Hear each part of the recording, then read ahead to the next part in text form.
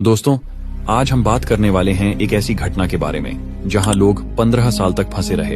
एक ऐसा जमाना था जब काले अफ्रीकी लोगों को गुलाम बनाया जाता था। गुलामों को बेचने के लिए एक जहाज समुद्र के बीचों बीच जा रहा था। वह जहाज एक दूर दूर स्थित द्वीप के पास पहुंचा।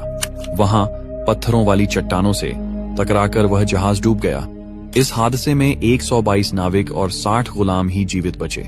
122 नाविक 3 महीने बाद नया जहाज बनाकर अपने घर लौट गए, लेकिन ये 60 गुलाम इसी छोटे से द्वीप पर 15 साल तक फंसे रहे।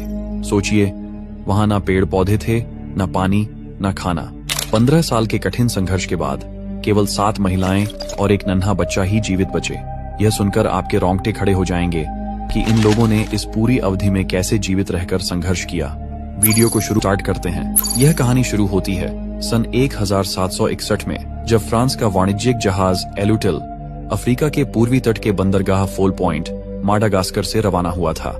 इसका उद्देश्य था कि वह वहां से जबरदस्ती उठाए गए अफ्रीकी गुलामों को लेकर आइल डी फ्रांस यानी मॉरिशस पहुंचाए और उन्हें मजदूरों के रूप में बेच दिया जाए। उस समय अफ्रीका के गांवों से लोगों को जबरदस्ती घरों से उठा लिया जाता था और उन्हें गुलाम बनाकर चुपके से और गैर कानूनी ढंग से व्यापारी बड़ी रकम लेकर बेच देते थे। इन गुलामों से महलों में, खेतों में और जहाजों पर कठोर श्रम करवाकर व्यापारी मोटी रकम कमाते थे और भी ऐसे काम लगाकर व्यापारी अच्छा मुनाफा कमाते थे। उसी युग में गोरे अमेरिकन लोग आजाद रहते थे और काले अफ्रीकी लोग गुलाम माने जाते थे। लुतील पर कुल 160 अफ्रीकी गुलाम पुरुष, महिलाएं और बच्चे सवार थे तथा जहाज पर 142 फ्रांसीसी नाविक और अधिकारी मौजूद थे। जहाज की कमान जीन डी ला फार्गू के हाथ में थी और नेविगेशन की जिम्मेदारी बार्थेलेमी कैस्टेलान दु वेर्ने के पास थी। उनका मार्ग फाउल पॉइंट, माडागास्कर से मॉरिशस तक था और समुद्री परिस्थितियों के अनुसार यह आमतौर पर 4 से 6 दिन का कठिन सफर माना जाता था। जहाज भारी भरी हुई स्थिति में खाद्य सामग्री, साधन और गुलामों के साथ समुद्र में आगे बढ़ा। मॉरिशस पहुंचने से पहले समुद्र में एक छोटा निर्जन द्वीप था जिसका नाम ट्रोमिलिन आइलैंड था। यह द्वीप फाउल पॉइंट, माडागास्कर से लगभग 570 किलोमीटर दूर समुद्र में स्थित था। मार्ग में आते हुए 31 जुलाई 1761 की रात तेज तूफान के समय लुतील उस द्वीप के पास फैले रीफ से टकरा गया। जहाज रीफ के समीप ही क्षतिग्रस्त हुआ और डूब गया। जहाज डूबते समय बहुत भरा हुआ था और उसके निचले हिस्से जल्दी पानी में दब गए। नीचे डेक में बंद कई अफ्रीकी गुलाम बाहर नहीं निकल पाए और उनमें से अधिकांश डूबकर मरे क्योंकि वे जहाज के सबसे निचले और घने हिस्से में बंद थे। कुछ अफ्रीकी गुलाम इस वजह से बच पाए क्योंकि जहाज के सबसे निचले हिस्से में उन्हें रखा गया था और वहीं पर एक बड़ा सा टकराव हुआ। उसी वजह से वहां एक बड़ा सा छेद बन गया और कुछ लोग उसी छेद से बाहर निकलकर अपनी जान बचाने में कामयाब हुए। वहीं फ्रांसीसी नाविकों में से ज्यादातर लोग ऊपर के डेक पर थे, इसलिए उन्हें बाहर निकलने का अधिक अवसर मिला। जो भाग्यशाली बचे उन्हें टूटे तख्तों, बैरल और लकड़ी के टुकड़ों को पकड़कर समुद्र में तीव्र लहरों से लड़ना पड़ा और वे तैरते हुए ट्रोमेलिन के किनारे पहुंचे। इस संघर्ष के बाद कुल मिलाकर 122 फ्रांसीसी नाविक और 60 अफ्रीकी गुलाम किनारे पर सुरक्षित पहुंचने में सफल हुए। डूबते जहाज पर मौजूद गोरे नाविक और अधिकारी, जिनके पास जहाज पर नियंत्रण था, जीवित बचे 60 अफ्रीकी गुलामों से कहा कि वे जहाज के पास जाकर जितना भी उपयोगी सामान हो उसे द्वीप के किनारे तक ले आए। इन गुलामों ने समुद्री जानवरों और भयावह लहरों के बावजूद बहादुरी दिखाई और 2 घंटे के भीतर जितना संभव था वह सब सामान किनारे तक पहुंचा दिया। ट्रोमेलिन द्वीप वास्तव में एक छोटा, सपाट और निर्जन टुकड़ा था। इसकी लंबाई लगभग 1.7 किलोमीटर, चौड़ाई लगभग 700 मीटर और ऊंचाई बहुत मामूली थी। आसपास पेड़ पौधे बहुत कम थे और वहां ताजे पानी का स्रोत न के बराबर था। यह स्थान उन लोगों के लिए किसी आश्रय से अधिक एक ऐसी जगह बन गया जहां बची हुई वस्तुओं और अपनी मेहनत पर ही निर्भर रहकर जिया जाना था। जो लोग किनारे पहुंचे वे थक हारे और सदमे में थे। उन्हें यह पता नहीं था कि वही छोटा सा द्वीप उनके लिए अगले 15 सालों तक घर बन जाएगा। जहाज का डूबना, अफ्रीकी गुलामों का जबरन उठाया जाना और उन लोगों का समुद्र में तैरकर किनारे पहुंचना, ये सब मिलकर एक ऐसी त्रासदी थी जिसका असर वर्षों तक रहा। अब असली कहानी शुरू होने वाली है। समुद्र की भयानक रात के बाद जब सूरज की पहली किरणें उस छोटे से निर्जन द्वीप पर पड़ी, तब 122 फ्रांसीसी नाविक और 60 अफ्रीकी गुलाम थके हारे, भूखे प्यासे रेत पर गिरे पड़े थे। उनके शरीर पर नमक की परत जम चुकी थी और चेहरों पर एक ही सवाल था, अब क्या? जहाज लुतील के डूबने के बाद जो थोड़ा बहुत सामान बचाया जा सका वही अब उनकी उम्मीद थी। उसमें था थोड़ा सूखा मांस, आटा, रोटी, शराब और कुछ पानी। मगर इतने लोगों के लिए यह राशन मुश्किल से 10 दिन भी नहीं चल सकता था। कप्तान ने आदेश दिया कि हर व्यक्ति को दिन में केवल एक बार सीमित मात्रा में भोजन दिया जाए। पहले 2 दिन किसी तरह गुजर गए, लेकिन तीसरे दिन असली संकट शुरू हुआ। पानी लगभग खत्म हो चुका था। चारों ओर सिर्फ खारा समुद्र और धधकती रेत थी। कई लोग प्यास से बेहाल होकर समुद्र का पानी पीने लगे, लेकिन उससे उनकी हालत और बिगड़ गई। तभी कुछ अफ्रीकी गुलामों ने, जिन्होंने कठिन परिस्थितियों में जीना सीखा था, एक उपाय सुझाया।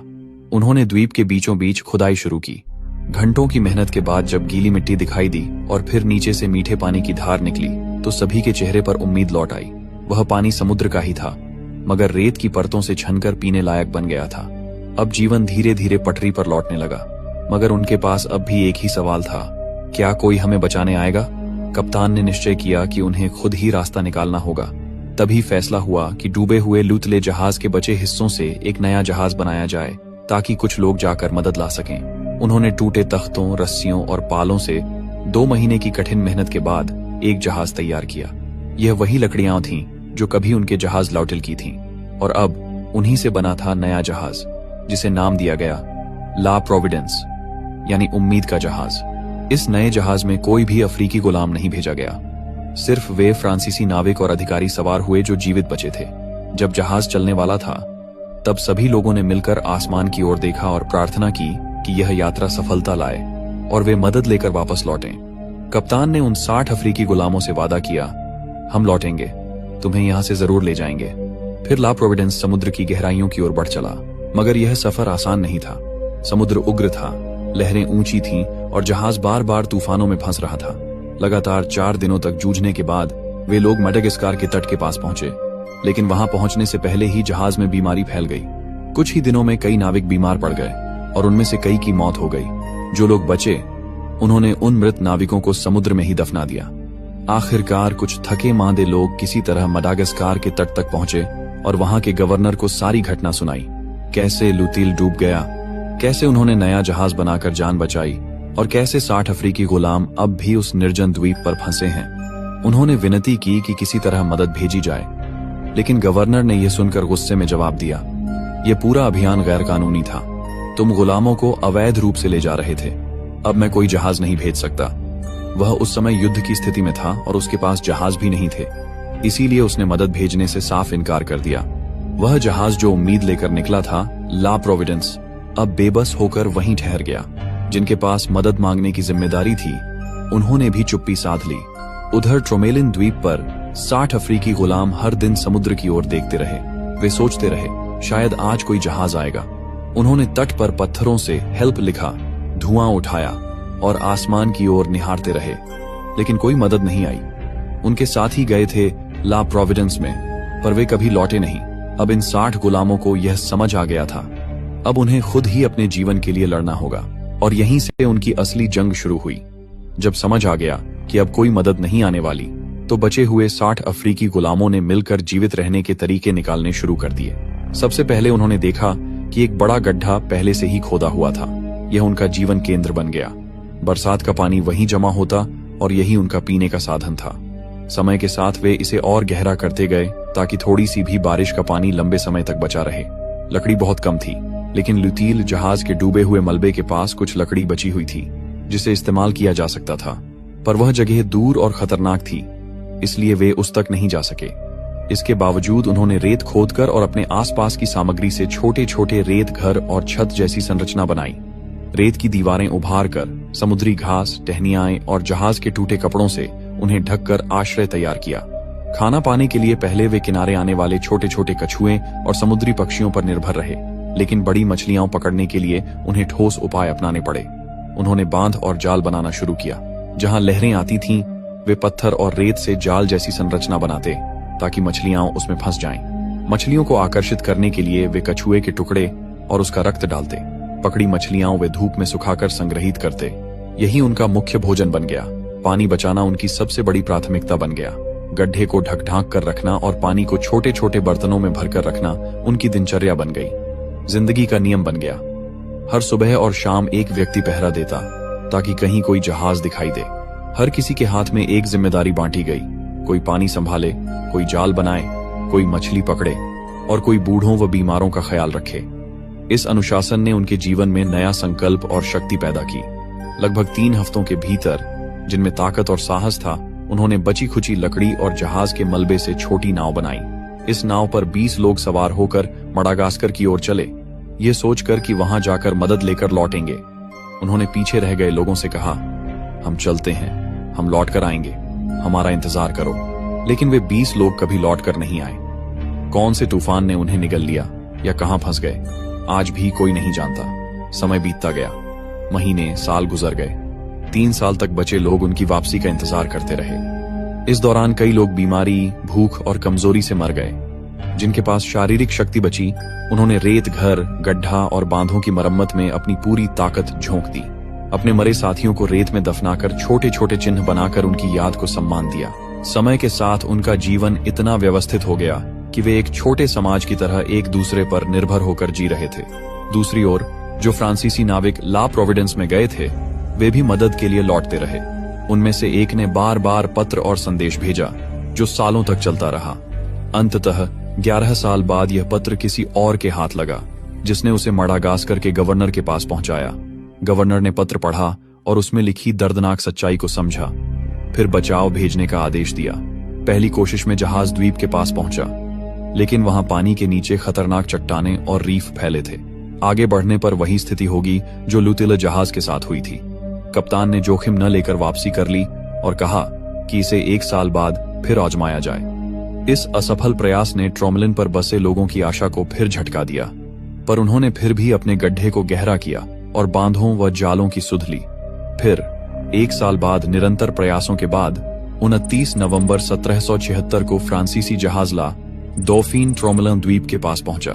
कप्तान जाक्स मरी बोदैन de ट्रोमलिन स्वयं द्वीप पर उतरे और जो दृश्य उन्होंने देखा उसने सभी को हैरान और स्तब्ध कर दिया। जहां कभी 60 लोग जिए थे, वहां अब केवल 7 महिलाएं और एक नन्हा बच्चा ही बचे थे। महिलाएं अपने रेत घरों के बीच खड़ी, हाथ में पुराने थाली बर्तन लिए थीं। पास में वही गड्ढा था जिस पर उनकी पूरी जिंदगी टिकी हुई थी। किनारे पर पत्थरों से बने बांध, सूखी मछलियां और कुछ औजार रखे हुए थे। ये 15 साल की कठिनाइयों और संघर्ष के निशान थे। जब नाविकों ने महिलाओं और बच्चे को जहाज पर बिठाया तो सभी के चेहरे पर हैरानी और आंसू थे। यह दृश्य शब्दों में बयां करना मुश्किल था। ला डॉफिन ने उन 7 महिलाओं और बच्चे को मॉरिशियस, तत्कालीन इले de फ्रांस, ले जाया। वहां गवर्नर ने उनकी सुरक्षा और आजादी सुनिश्चित की। बच्चे का नाम रखा गया और उसकी परवरिश की गई। महिलाओं को सुरक्षा और सहारा मिला, लेकिन जो खो गया था वह फिर कभी लौटकर नहीं आया। 15 वर्षों में जिन कई जानों, सपनों और परिवारों को मिटाया गया, उससे बड़ा कुछ नहीं था। धन्यवाद दोस्तों, आप लोगों ने इस वीडियो को अंत तक देखा, इसके लिए दिल से शुक्रिया। यदि आपको वीडियो पसंद आया है तो अपने दोस्तों के साथ शेयर कीजिए और साथ ही